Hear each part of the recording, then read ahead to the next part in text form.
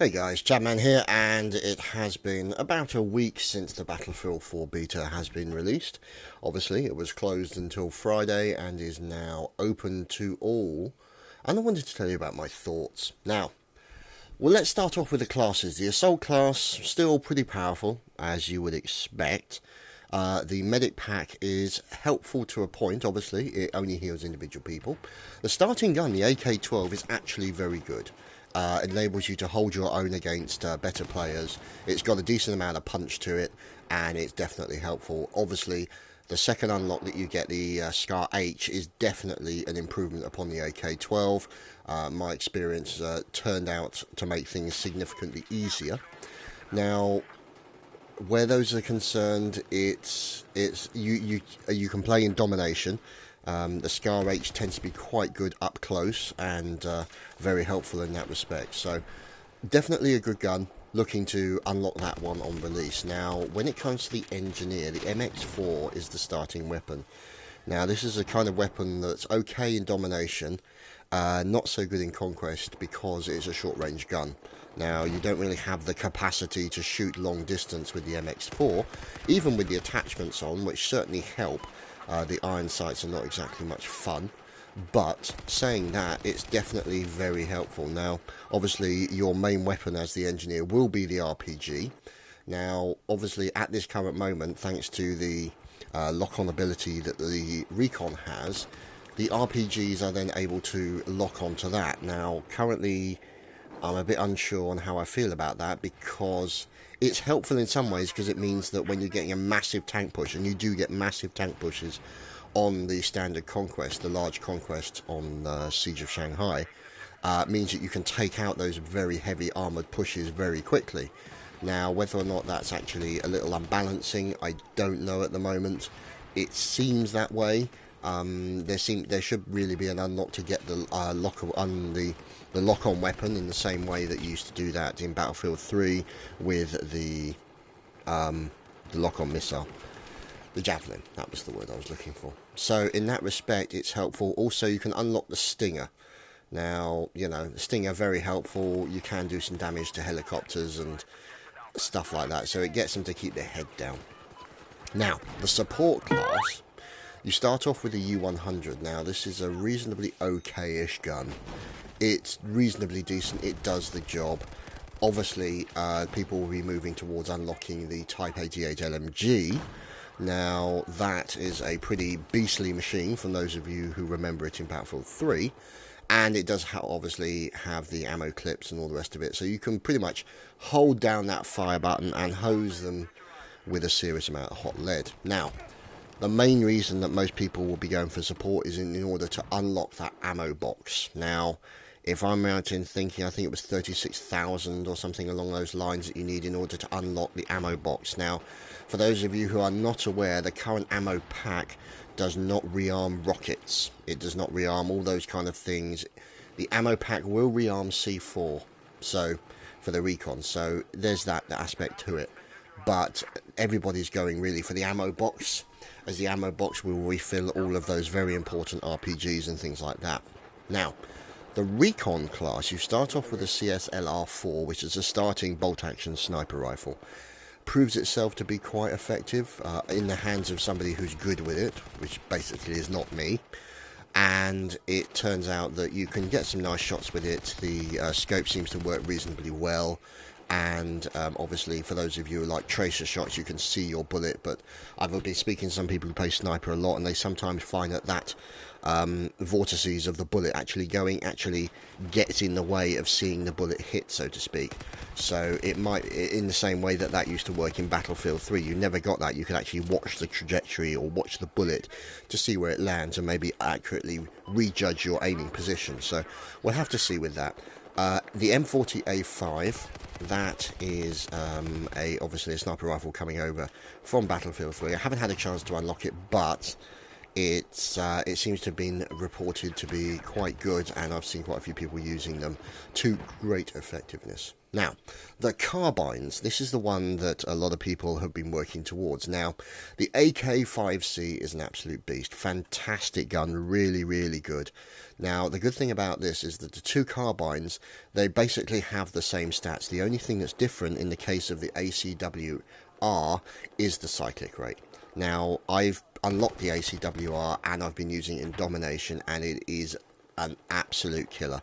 It is fantastic. You get through bullets awfully quickly. You do tend to run out of ammo quite quickly with the ACWR because of the high cyclic rate, but it has a good amount of punch to it, and it can actually do the job that it needs to. So you do sometimes get the advantage over those people who are using the Scar H or maybe the AK-5C, the fact that you can spit out the bullets a bit quicker than other people. So that is at the moment the go-to gun as far as I can see. A lot of people using the ACWR and proving it to be accurate. Obviously, you know, you can put the additional bits and pieces on there to improve the general aim, and you know, so you can put your reflex sight on it or whatever it is that you want to do, and it proves to be very effective. Now, the actual overall game performance. Now, for those of you who are not aware, this was announced by DICE, is the fact that at this current moment, as the beta was released, the optimization of the game was aimed towards the AMD chipset. Now, the reason for that is because the AMD chipset is pretty much throughout the new Xbox One, and obviously the PlayStation, I think. Correct me if I'm wrong. Now, as a result of that, when I went in, the game performance was not great, but albeit it was running on Ultra, and this is a pretty fat machine, and I got quite a few tanking in the frame rate, which is not exactly unexpected considered no optimization has been done in any way, shape or form. So I have changed it down to medium, and it's turned out to be reasonably okay, as the footage you will see in the background will show you.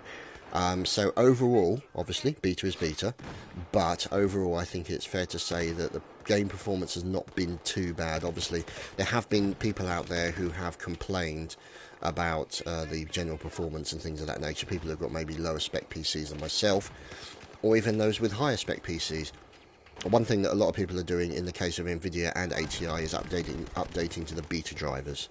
So I will try and give you shortcuts in the description for those beta drivers. Now, spectator mode, the one that I was interested in. On the options for the camera, you have a option so you can speed the camera up and slow it down. Now, currently there is only 5 options. And personally, I think there should be at least 10 or at least 7 at the minimum, because we don't want to miss the action. Because what happens is the camera moves from its slowest speed to its next up higher speed, and I kind of feel that we need either 1 or 2 in between that, because the slow speed is so slow that you can't keep up with the action, and the other speed is so fast that you can't kind of stay focused on the action, if you see what I'm saying. So that's something that I think that they should consider doing. Now, the only thing I did have, obviously, was when you've got all the squads showing up on the HUD, you have to click. I think you have to use your keyboard to click on it and open it. It would be nice if you could press a button or click something that just opens all the squad details so you have them all there open. And I couldn't find the mouse, so I couldn't click on anything unless you are actually on the scoreboard. And when the scoreboard is up, then you can click on the individual players. But it would be nice to be able to kind of be able to see all the squads, a complete overview very quickly, without having to click open every single one, like a quick click, and it all pops up. Now, another thing I did find when I do in spectator mode is that the game sounds don't actually cut in until the starting music cycle has actually finished. Now, that means that then you get a certain period where you're not getting any sounds, all that kind of stuff, and it's a little bit jarring. So, you know, these are, as you said, beta is beta. They're probably going to get worked out in the system. Now, the balance issues, there are a few bits and pieces that I did want to talk about. Now, this is something that Brett from Nexus we were talking about, and about the ACWR. Now, at the current moment, the cyclic rate, how fast you spit the bullets out, is quite fast at the moment. Now, Brett was saying either tone that down a little bit, or the other possibility is put more recoil into the gun, so that that additional cyclic rate comes with a penalty. So that may be another option that DICE want to consider. Now, stingers, this is something I unlocked. I found them very easy to fire quickly. Now, you can fire 2 in between the flares for the helis, and now that might be a balancing choice because one hit does not kill the heli. It kind of makes it difficult to control, but I've been able to fire off 3 stingers in a period of about 15 seconds, and, you know, as much as I don't dislike helicopter hordes, but what I'm saying, sometimes they can get a little bit tiring. But I still want them to enjoy the game. I still want them to have fun. I don't want them to be completely locked down so they've got no chance of survival.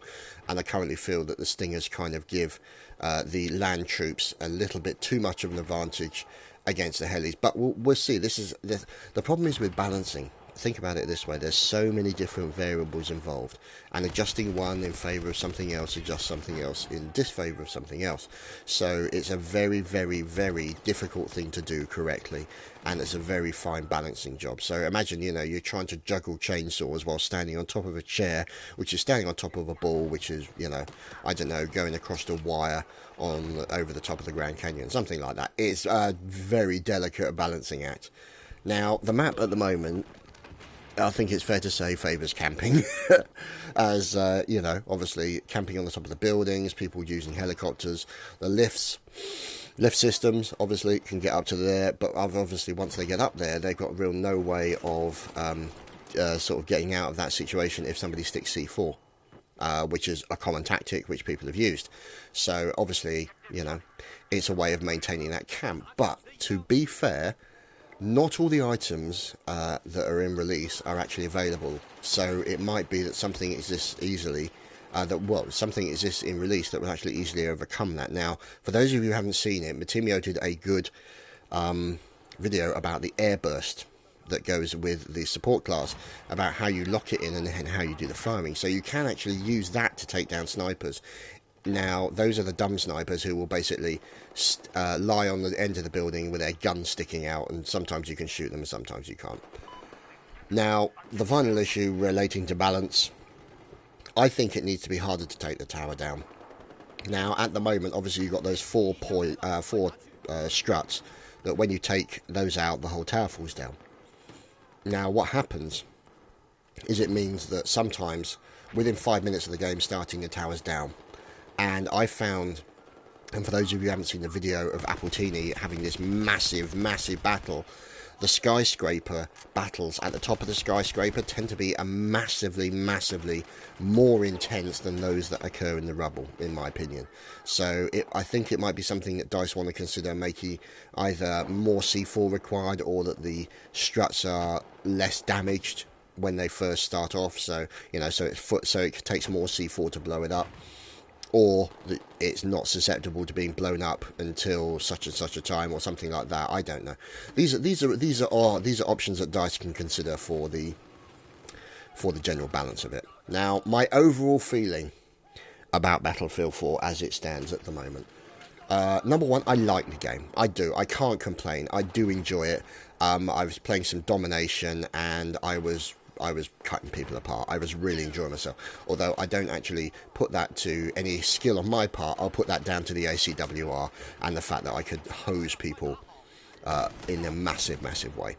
Now, some of the pros that I've talked to are unsure about the game as it stands at the moment. Now, obviously, this is beta, things may change, but it seems slower than Battlefield 3 to them. Now, it could be that some people, some of the pro games or some of the clan players, don't like it because it's different, but it's also possibly, like you're saying, too slow for them. Now, it does seem sometimes in a very small amount that, like, for example, going from prone into run is actually a little bit slower than Battlefield 3. Now, that could be a design choice in order to slow things down a little bit. But saying that, if you play Domination, it's insane, absolutely insanely quick. You die so fast. One thing I do like is the fact that you do actually... the bullet hits that you get seem to affect you more, so like throw your aim off and things of that nature. Suppression is less of an issue, which is a great thing. But what happens is that when you take the bullets, you actually feel that hit. It throws you off of your aim, it throws you off who you're shooting at and stuff like that. So getting a few good hits on people tends to make them dive for cover. So you don't necessarily have to kill them, you just got to kind of make them think twice about what they're doing. And I actually like that. Change is good. I'm quite pleased with the game thus far. Obviously, everyone's having problems. The thing that did make me laugh the most is that within 2 hours, 2 hours of the beta starting on Tuesday, I think it was, somebody was complaining that the AK-12 was OP. And I just thought that was hysterical. Within 2 hours. So how can you take a game, deconstruct it, and then say that this gun is overpowered when everybody has that gun?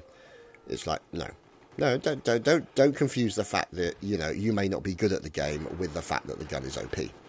But as Brett said, you're always going to have these kind of people who will complain that when they get killed by something that it's overpowered. It's like, no, that's not always the case, you know. Just because you got killed by something doesn't make it overpowered. You might need to consider the possibility that you are crap. Now, where the observer mode, the spectator mode is concerned, I like it. I've done some footage of the game and I have managed to get some quite cinematic shots. So, looking forward to seeing some of that and see if I can edit that together for you guys. So, that has been the summary. One thing to also mention, where balance is concerned, tanks fire shells, that's why, below their aiming reticle. And there's quite a serious drop below their aiming reticle. When you fire a tank at long distance, it's got the hit power, but it doesn't seem to have the velocity that you would kind of expect a tank shell to have. There's an awful lot of drop below the general reticle as well, so whether or not that's going to be adjusted, I don't know. And they're obviously deciding as to whether or not the lock-ons for the RPGs is going to stay. So there you go, boys and girls. That has been my thoughts on the Battlefield 4 beta after 1 week. Obviously I will be playing lots more and letting you know how things work out. Hopefully you can bring you some sort of, you know, brief guides as to the certain guns. The thing is, I'm kind of loath to do anything within beta in that respect, because obviously everything's going to change, and the beta does end on the 15th, so we don't know how it's going to work in that respect, so we'll just have to wait and see how things turn out. Anyway, thanks for watching, guys. I hope you've enjoyed, and we'll see you next time.